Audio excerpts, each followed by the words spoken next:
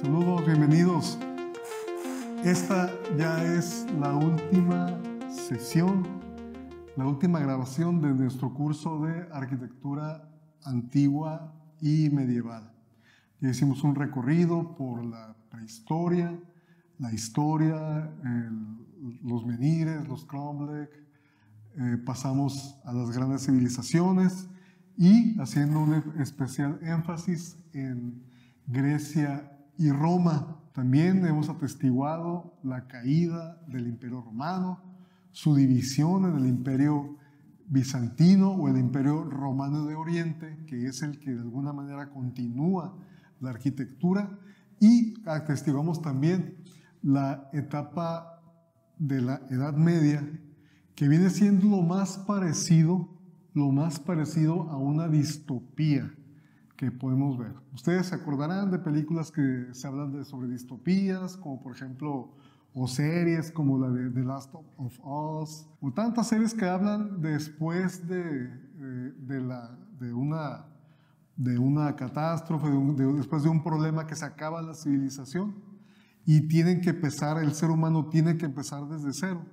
Pues hagan de cuenta, fue igual, algo muy similar, lo que tuvo que empezar después de la caída del Imperio Romano. El Imperio Romano se le atribuye su caída a muchos factores y así es como en todo. Los imperios tienen su época de apogeo, sus mejores tiempos, y luego empiezan a decaer por una u otras cosas. A Roma se le atribuye la caída del Imperio Romano debido a la corrupción, debido a tratar forzosamente de conquistar los pueblos bárbaros. Nunca pudieron terminar de conquistar esas partes del norte de Europa y se fueron muchos recursos para allá. Entonces, entre todo eso, aparte, pues ya sabemos el nacimiento del cristianismo. Entonces todo eso se gestó para que el Imperio Romano sufriera todas esas vicisitudes que ustedes ya pudieron haber visto en los videos que colgué sobre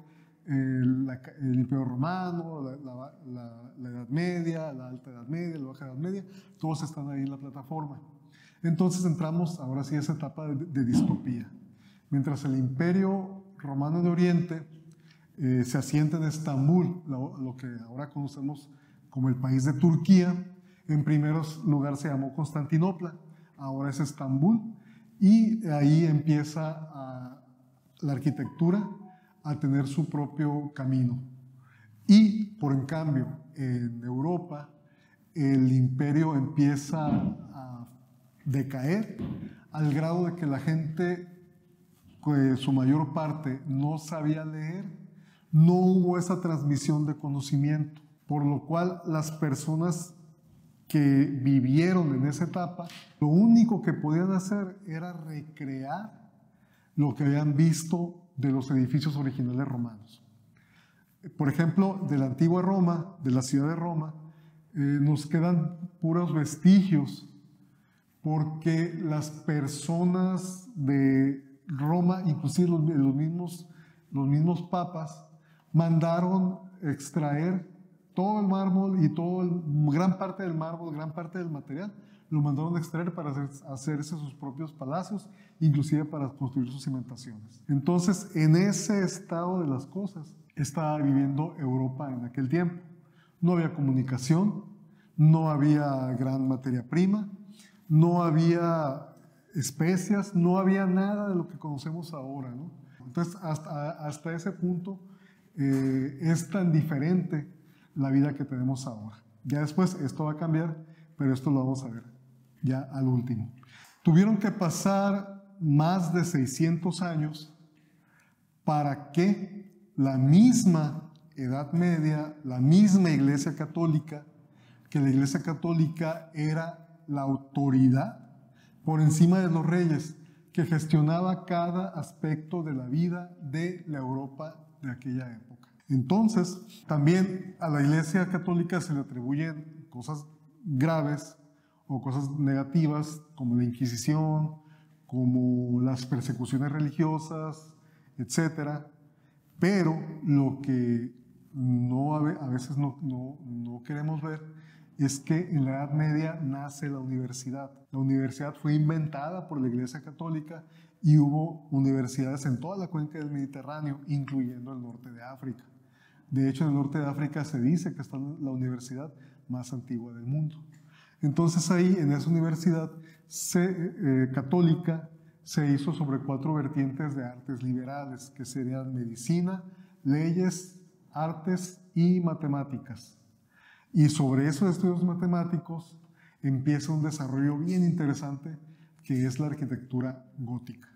Entonces, de la arquitectura gótica vamos a pasar de muros muy gruesos, donde está el total factor miedo, que lo disfrazaban ellos. Por ejemplo, ellos decían, los románicos decían que los muros eran gruesos y las ventanas pequeñas para no dejar escapar la virtud, cuando realmente lo que tenían era un factor miedo porque no tenían pericia para construir.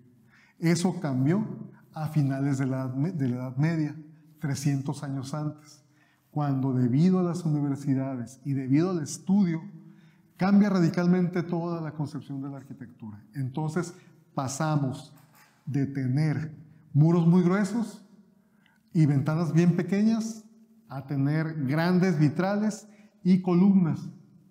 Pero también aquí tenemos otra cosa interesante.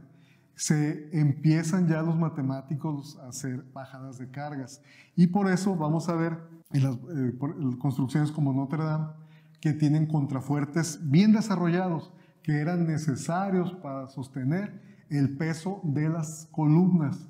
Que aquí también hay que tener en cuenta una cosa: se seguían haciendo de pura piedra. De hecho, esto va a continuar hasta muchos años más adelante, pero se venía haciendo toda la construcción de piedra, sin concreto y sin acero que las uniera. Por eso eran tan pesadas y por eso eran necesarias hacer las bajadas de cargas, o sea, los contrafuertes. Imagínense, fue una gran revolución para la arquitectura y para la construcción. La arquitectura gótica va a funcionar únicamente para construcciones que tienen que ver con la religión. La arquitectura gótica es una arquitectura 100% religiosa que se usa exclusivamente en iglesias. Entonces, otro detalle también: la arquitectura gótica nace en Francia. La arquitectura gótica siempre va a buscar altura, naves más altas, construcciones más altas, más luz y más claridad y más espacio para los vitrales.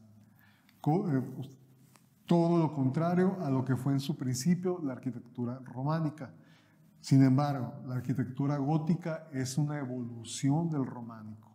A finales del siglo XVII todavía se venía construyendo, a finales del siglo XII todavía se venía construyendo la arquitectura románica hasta el siglo XIII. Acuérdense que la arquitectura gótica nace 300 años antes de que acabe la Edad Media, o sea, 300 años antes del Renacimiento. Entonces,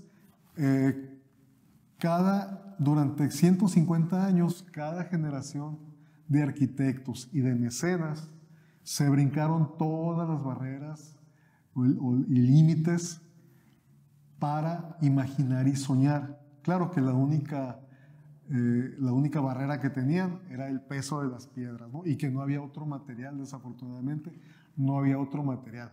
El concreto, aquí otro detalle: el concreto se había inventado en el Imperio Romano. De hecho, todavía hay estructuras que siguen funcionando hechas del concreto romano.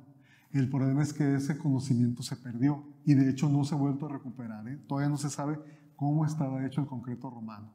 Así como también, es un brevario cultural, los griegos habían inventado la manera de aventar fuego adentro del agua, y ese conocimiento tampoco se ha podido recuperar. El gótico es fiel al muro, pero también trabaja más sobre el ritmo, sobre las articulaciones, sobre los paisajes visuales y luminosos, y también los relieves en la piedra.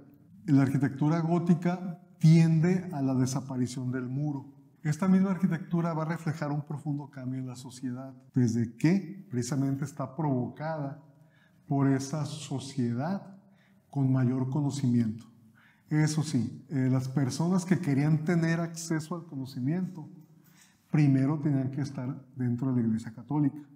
Ni siquiera los reyes o la nobleza de aquel tiempo, a veces ni siquiera ellos sabían leer. Había algunos que sí, pero no era una regla que todos supieran leer. Realmente la Iglesia era el siguiente poder arriba de los reyes y de la nobleza europea de la Edad Media. Y por mi parte de esta sesión, de esta clase de historia de la arquitectura antigua y medieval, es cuanto. Hay una actividad al último, es una actividad fácil. Quería que repasáramos todo esto y espero sus comentarios. La verdad que me gustaría mucho que escribieran si les gustó, si les interesó, qué se puede mejorar. Cualquier observación es muy bienvenida.